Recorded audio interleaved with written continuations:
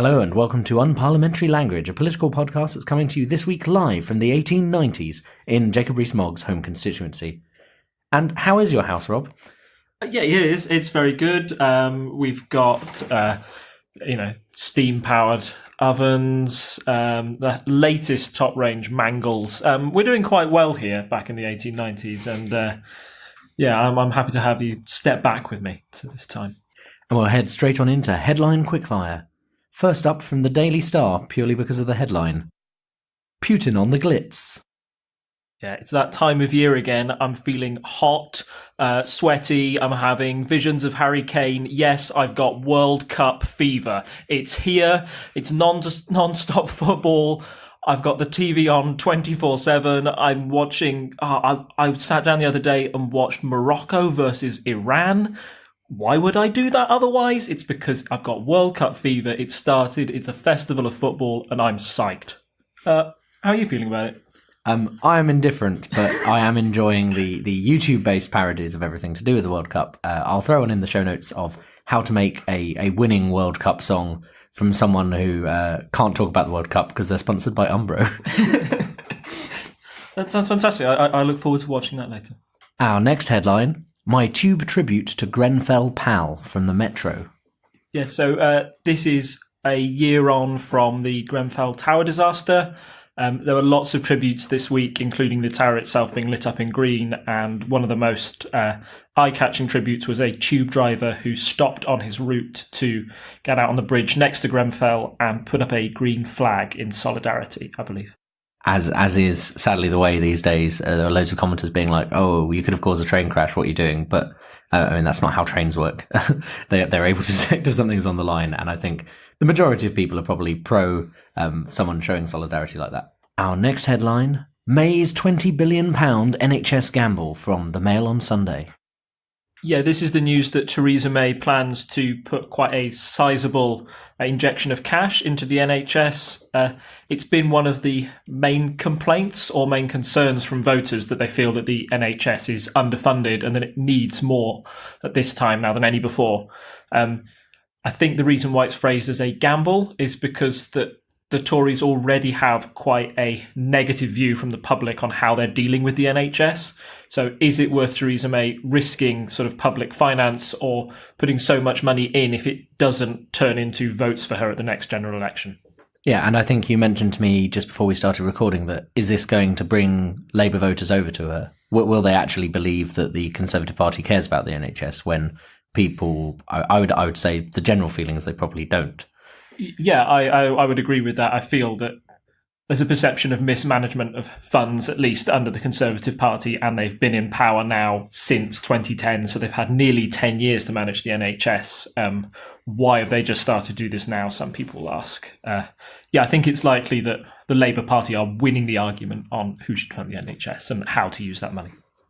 So I think our last two headlines are linked and lead into our main story tonight. So the first one, SNP prepares for guerrilla war on Brexit after MPs walkout, from The Scotsman. This is the news that the SNP did quite a noticeable protest during parliamentary questions. It was a PMQs that was right in the middle of a couple of important Brexit votes, and I'll go into a little bit more detail about why the SNP did this and what effect it has later. And probably even an even more eye-catching headline across a field that is... field's the wrong word. Let's start again. Possibly an even more eye-catching headline on a similar topic, which will lead into our main story. The Daily Express led with, "Ignore the will of the people at your peril," across a giant Union Jack, I think on Wednesday. Yeah, this was one of, I'm sorry, I've just remembered this now, but we'll try and add it to the show notes. This was one of two very eye-catching headlines on that day. It was on the day of the Brexit vote, on the amendments from the Lord's Bill. That's our main story tonight, but as we've always talked about, the Express are a very Brexit-supporting paper, so this was their sort of shot across the bows to MPs that whatever the Lords say, you must respect the will of the people and ensure Brexit goes ahead in the manner that we thought it would. Essentially, there's another headline from that day from the Sun, which I can't remember what it actually said, but the pictures used was like a 1990s clip art fest of Great Britain. Just surrounding it, they had everything from the Angel of the North to a weird London bus and Stonehenge, all sort of mishmashed into some sort of weird version of Britain. We're trying to find it now. Great Britain or Great Betrayal. It's. I mean, we will definitely put that in the show notes. Obviously, we always link to tomorrow's papers today, but I'll make sure to put both of those in the show notes. Featuring a castle, Big Ben, and the Houses of Parliament in the middle of the countryside for some reason. What looked like some. I think that's just a power station. Yes, nuclear power, the first thing you think of when you think of Great Britain. Very, very traditional. There's a football randomly hovering above the A of Great Britain. There's the Red Arrows, and there is the Angel of the North, and a roller coaster? Is that supposed to be Thorpe Park? I'm not sure. There's definitely the Shard right next to the right of Britain, poking out like its big Mordor Tower-esque features. It looks even more like the Eye of Sauron should be on top of it when put in a big field surrounded by all those monuments. So the Sun once again hitting out the park with the news graphics there. So as Rob has alluded to, this is leading into our main story of the night. So Brexit again, and the votes we've had in Parliament this week. So would you like to fill us on well, let's start big picture. We know what Brexit is. I don't think we need to reiterate what that is again, but why are these votes happening? You mentioned the Lords. What exactly is going on? Yeah. This is a week where there were a number of changes to the European Union Withdrawal Bill, a bill that passed through Parliament that sets up a roadmap for how Britain would leave the EU. And so you mentioned the House of Lords. Are there other changes? Is this all coming from the Lords, or are there also changes coming from MPs, from discussion MPs have had in their like parliamentary groups? Has this all fed in, or is it just the Lords making these changes? Yeah, so the reason why we're having these votes now is because they've happened in the Lords. So the really big picture is what I'm going to go through today, is just how a bill actually passes through Parliament, and taking the European Withdrawal Bill as an example. The reason I want to do that, it's because it's one of the most important bills that's ever happened in our constitution. So this is a real example of how legislative scrutiny really makes a difference when it comes to this sort of like magnitude of political event. So I've drawn up a little list here, and there is some in the show notes as well that will show you what happens. But the stages of a bill are, very simply, so there's a first reading, which happens to the government. It's just a proposal from the government, no chance for debate. Moves very quickly on to a second reading, where MPs debate and propose amendments that can be discussed. Once they've proposed those amendments, it goes to committee stage, where there's a line-by-line reading of the bill and scrutiny. So this often takes the longest. There's then a report back to the House of Commons, where MPs get a chance to propose more reforms. And then there's a third reading, which essentially is no more chit-chat. Let's get this done. Let's vote on what happens. So that all happened in the House of Commons. It's been happening. So the first reading was proposed back in July 2017, and in January this year, it passed the third reading. If you want a sense of the size and scope of the bill, I've got a quote here from David Davis, the Brexit secretary, who said, the House has spent more than 80 hours discussing the bill's principles. They've scrutinised every clause in detail and have debated the merits of more than 500 amendments and new clauses. So it really was quite a feat of legislative sort of bargaining to get it to this stage. So this bill took 5 months to get through Parliament, and since January this year, we've had the next step of it going to the Lords. So I think I'm probably with most people in knowing that once it's gone through the House of through the lower house, it goes up to the upper house, which is the Lords, and they discuss it. And they can basically they can't block it entirely, but they can say, "Oh, that's not quite right. We want you to change a few things." And how exactly does that work? I mean, especially if you're saying it was 80 hours of discussion in the lower house, how have they spent a comparable amount of time on it? Well, first of all, it's to say that in the Lords, the bill goes through exactly the same procedure in the Commons, so first reading, second reading, committee stage, etc. But when I looked at Parliament's website and compared the two, it appeared that the Lords had done even more scrutiny in certain stages. So in the committee stage, for example, it had the Commons had 8 sittings over 1.5 months, where the Lords had 11 sittings over 2 months. And at the report stage, maybe most noticeably, this is where the change is. In the Commons, it lasted for just 2 days. In the Lords, it lasted for 2 weeks and took 6 sessions to finish it.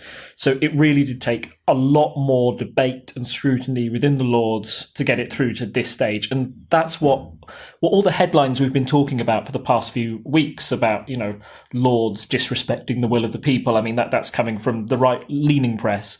But that's what they were talking about. It's because the Lords were taking so long and were adding so many of their own amendments to a bill that had already taken months of Parliament discussion to get through. I know we're now kind of into the final stage. We're doing amendments and things like that. I noticed you showed me a link earlier. If you go on the government website, they have all these readings and you can read up on them. And because it's taking so long, the page is pretty epically long. And at the bottom, I noticed ping pong. What is ping pong? Ping pong, or as Boris Johnson likes to call it, Parliamentary Wiff, Waff, is proceeding that basically means Parliament and the House of Commons and the House of Lords must agree on everything. So it must pass both chambers with exactly the same form of the bill going through. So the Lords have essentially taken the bill and they've battered it back to Parliament and said, here are our amendments, approve them. And the government is now in a stage of saying, actually, we don't like these amendments, or maybe we approve of one or two, and they hit it back to the Lords. And this can happen quite quickly over a series of, in this case, the House of Commons debated on it for over 2 days, and it's been batted back to the Lords, they've tabled in a discussion to start looking at the amendments from the House of Commons Monday. So that's the 18th of June. And this is a very quick procedure. So depending on the months and months of debate we've had, this should happen every day. They're just going to keep hitting this bill back and forth until one side breaks down. So that's why it's called ping pong. Right. So on the topic of amendments and ping pong, what kind of amendments are being proposed by both sides? What are the government trying to get through? What do the opposition care about? And how is that being reflected in the Lords? Because am I right in saying the House of Lords is more Lib Dem and Labour leaning at the moment because we've had a Labour government for long. We'd had a Labour government for longer than we've had a Conservative government. So there just happen to be more Labour peers at the moment. Yeah, that's true. And the Lords are more Remain leaning anyway. I mean, if you look before the referendum even happened in 2015, Parliament itself was more Remain leaning. I think it was easily 2/3 of MPs from across all parties believed that the government believed that the UK should stay within the European Union. The Lords, that's even more so. So the type of things that the Lords proposed were, most notably, was that there should be, the terms of a final deal with the European Union. Parliament should be sovereign on that, and they should be able to vote on whether they agree with the deal or not. And the other most notable one was the EEA amendment, which basically said that Britain should stay within the European Economic Area, which is an agreement that countries like Norway have. So Norway, not a member of the EU, but still able to tap into the EU's economy and have the benefits from that. It's sort of seen as a backstop by the Lords to make sure that the UK is still economically prosperous after we leave. And it's also been proposed as an sort of off the peg option for Brexit. If you want a quick way to leave the European Union, the best way is to look at how somebody else has done it before, or look how other non-EU members interact with the EU and copy that method. So that's why those are the two big amendments. So Labour MPs wanted to support that EEA amendment you've mentioned. So a Norway-style deal staying in the European Economic Area. But Labour didn't vote for that in the end. Their whip was like, no, don't vote for this. So what was going on there? Because earlier in the week, Corbyn announced a kind of a softer Brexit policy. So why have they been told not to vote for something which would seem to align with that? I think the reason Corbyn has whipped it, there's a couple of reasons. One, that he wants the Conservatives to own this legislation. If they own it and Brexit goes wrong, then it means that he can sort of wash his hands of it and said, look, I didn't amend this. I had no part in it. If Labour had chosen to successfully add that amendment in and it turned out to go wrong, then Corbyn could be responsible for the failure of Brexit, and he doesn't want that on his hands. So that's the short reason why he rejected it. Others within the party may see Corbyn as a Lexiteer, or somebody who would naturally support Brexit, but from a left-wing perspective. He doesn't really do this. Now he's in charge of the party. He doesn't really vote very Brexity, but there were some accusations of that before the vote. The main impact that the EEA legislation had, or the amendment had, was that even though they were whipped, 90 Labour MPs decided to vote against Jeremy Corbyn on the amendment, defying the party whip, which is not something that MPs do lightly. They tend to like to stay loyal to their party, particularly those on the front bench who, when they're whipped, must vote with the party or resign. One Labour member of the front bench did vote against Jeremy Corbyn on this issue, lost her place on the front bench along with 5 of her deputies. So it shows that it's still an area where Labour remain divided. How Labour come together on Brexit policy, or if they can go ahead with, in some way they worry that they might be seen responsible for Brexit if they keep voting with the Conservatives, who have a very small majority in Parliament. Some would rather take the short-term win of defeating the government and showing that the government is weak and forcing another election on the country. But maybe the wiser long-term gain is to see what happens with Brexit, see how successful it is, and if it's a failure, then the Labour Party will be the ones to step in. And we mentioned earlier that the SNP MPs were staging a walkout over this. So, a big part of the Scottish referendum vote was that we would stay in the EU and that Scotland would be outside the EU if they left, and that would negatively affect them. And then they've been dragged into Brexit along with us. So obviously, people are generally not happy about that. How is that of informing Scottish politics, and how is that informing the SNP decision to walk out on the vote? Yeah, it's having a massive effect on Scottish politics because it's kind of exposing some of the agreements and some of the conventions that we just thought meant that Scotland would have certain powers are now being undermined by Westminster. So the SNP took great offence to the fact that the impact of devolution only had 20 minutes of debate on the floor, rather than all the other minutes and all the other hours that were given to the other amendments. They thought that having this 20-minute debate didn't respect the will of the Scottish people and how that they voted to remain within the EU, and also made a bit of a mockery of the powers that the government had devolved to them. Since then, the SNP leader, Nicola Sturgeon, has tweeted that it's sort of the end of devolution, I think. Let me just get that quote up. The tweet from Nicola Sturgeon said, Commons proceedings today shaping up to be a travesty of democracy, a stitch-up that puts the Tory party before the interests of country, 20-year-old devolution convention ripped up with little debate, no vote. It exposes a great weakness. We've always thought that we've devolved more powers to Scotland and that they could have them, but this is the government saying, no, Brexit bill should be done from within the Commons. It's a UK-wide thing. It should it should be because it impacts the whole country, it should impact the country in the same way, which the SNP really aren't all for.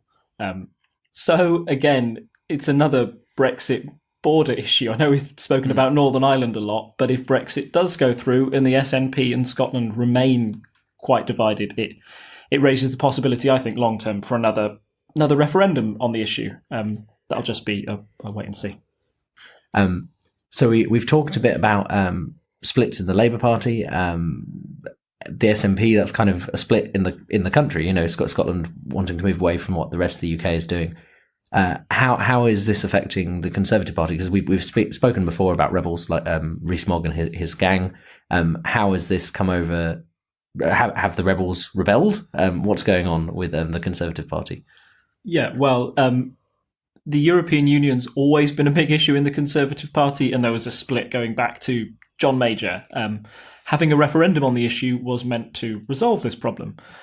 However, this has caused a bigger split than ever. There was a real worry within the Conservative Party that EU-supporting members would rebel against the bill and would basically all the amendments would go through.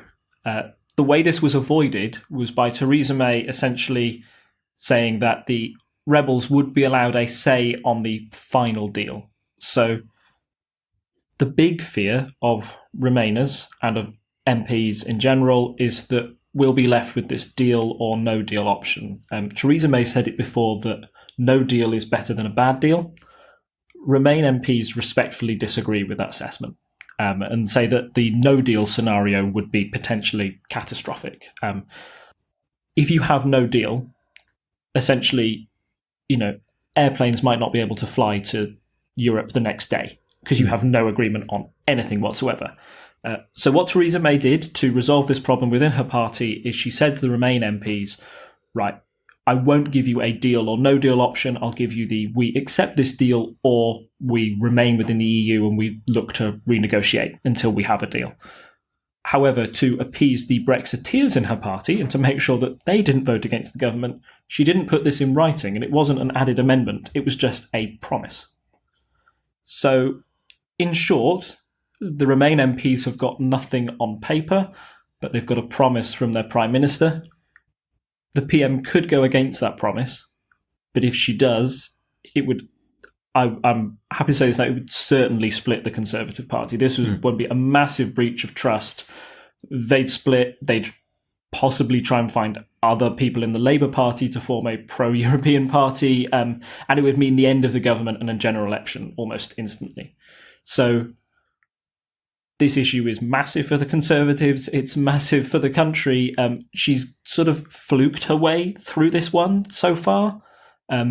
If the ping pong continues and the Remain MPs stay on side, then it might have been a good political gamble for Theresa May. But we'll have to wait and see.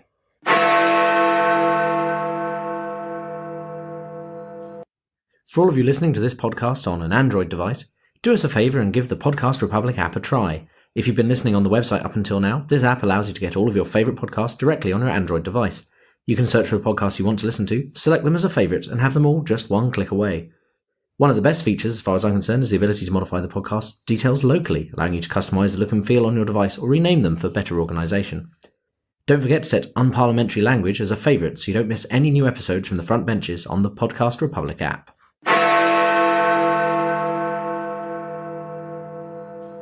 And now on to our quick polls update. Yeah, so the polls have remained fairly steady since last time, apart from, if you look at the 5th of June, YouGov puts the Conservatives on a massive net +7 gain, which is far bigger than any of the ones we've seen so far. The Conservatives have slowly edged ahead of Labour, and they seem to be cementing that lead, despite all of these Brexit problems going on, or at least the possibility of embarrassment. I think Theresa May being able to avoid embarrassment in the Commons has helped that. I don't quite know why Labour have stayed in the doldrums so much. I think it's a bit... Have you got any ideas about why it might be trending that way? I mean, I'm not sure myself, but looking at the graph, it seems like Labour lost a little bit of momentum and have kind of stayed flat. So Labour aren't losing anyone.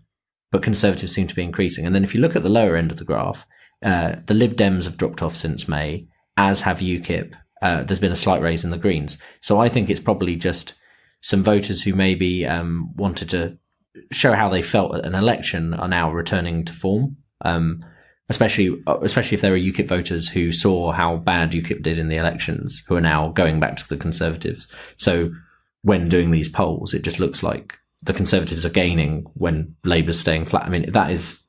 Since May, I think that is at least flat for Labour.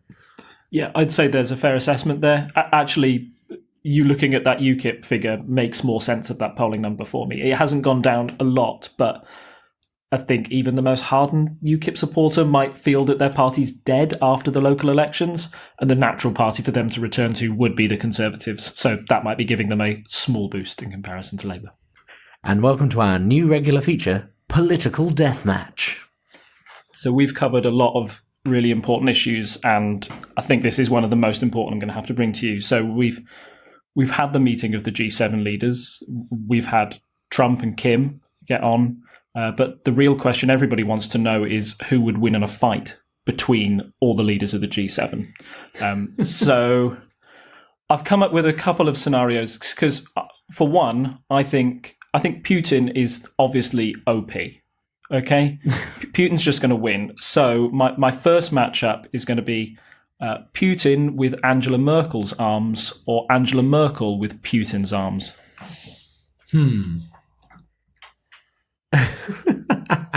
So I think I'm going to have to go with, I think let me work through the logic here. Mm-hmm. So Putin has quite strong arms. We've seen him riding a horse. Mm-hmm. So we're well aware of his arms.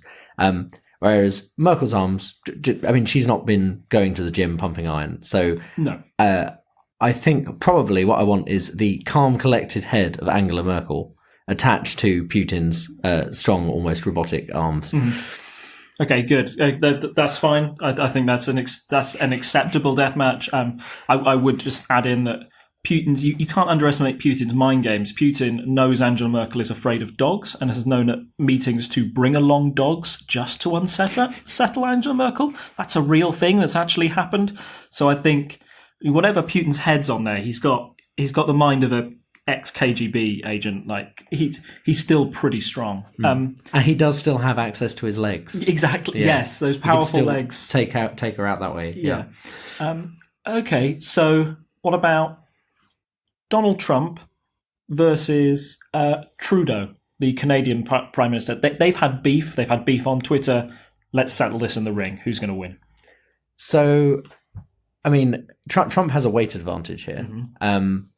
But I think we've seen from Trudeau's stepping up to the handshakes of Donald Trump that he's probably actually got more strength behind him. And also he's a bit smaller, he's also going to be a bit nippier around the ring, I feel. So I think Trudeau has to win that for me.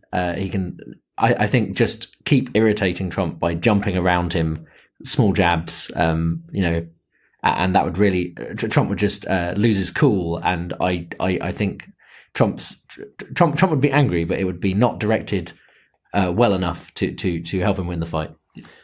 Okay, same battle, but you've given Trump golf clubs. Well, now that's a bit different. I think if Trump can get in a proper swing with the golf club, I think that will go very badly for Trudeau. Yeah. I think that probably tips it in his balance. Okay, fantastic. Yeah, and finally, let's take it away from the G7 and maybe closer to home and across the pond. Who would win out of a fight between Jeremy Corbyn and Bernie Sanders? Ooh. So I think the main problem is actually getting them to fight. So I think we have to throw away. I think we're going to have to say here that we somehow convince them both that they have to fight. Maybe someone's going to kill a puppy if they don't, or something. Maybe jam is at stake, something like that. So let's just take it as read that we've got them to agree to fight. Yeah, like Bernie's insulted the size of Corbyn's marrow. Yeah, something like that. It's something that's really going to rile him. Yeah. So I think we have to take that as read, because otherwise I feel they both be like, oh, we're not really up for this, but Bernie might go in for the fight a bit more than Corbyn. I'm not sure. I don't know anything about Bernie Sanders' physical prowess, really. Mm-hmm. I've seen him. I've seen a few clips of him giving speeches, and he comes over as he can come over a bit more aggressive in those speeches, more of an orator than orator. How do you say that word? Yeah. Good speaker. Good speak person. Good speak person. So more of an orator than Corbyn tends to be. Corbyn is a bit more quiet and subdued in his speech, but I think if things are really on the line, Corbyn's been down to Glastonbury, like get some mud on the field, and Corbyn, he knows his way around an allotment, and I think that would probably give him the edge, especially if we're doing like a mud wrestling or something like that. So I think I might just settle with Corbyn, but I think that's a tough one to call. Yeah, no, that's fine. I think Corbyn, maybe trowel in hand over Bernie Sanders, just a quick back slap to the face. I think we'll have to submit that idea to Jim or paint it. Oh, definitely. And listeners out there, if you're interested in, if you want to come up with your own political death match, send your examples in, and we'll break them down. Yeah, definitely. Comment them on the website or on Reddit, or we'll give you all the links at the end as always. Actually, we are kind of at the end. So yes, So two things really. If you enjoyed our new regular feature, Political Deathmatch, then give us some suggestions to discuss. So either put comments on the website at parliamentary.observer, our new URL that we're very fond of. Or you can, of course, go to Reddit/unparliamentary or tweet at us at unparlpodcast. And, of course, you can also find us on Facebook at /unparliamentary language. And that will be, as always, these links will be in the show notes. You can find us on patreon.com/TTSS, where you can support the podcast and help us get Rob a new microphone so he can sound as nice as he does today when I've got mine with me.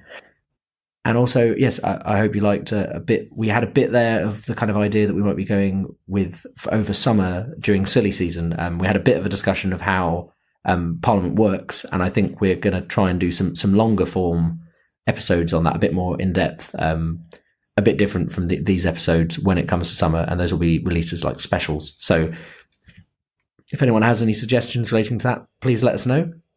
And I think it's goodbye from me. And it's goodbye from him. Bye. Bye. Bye.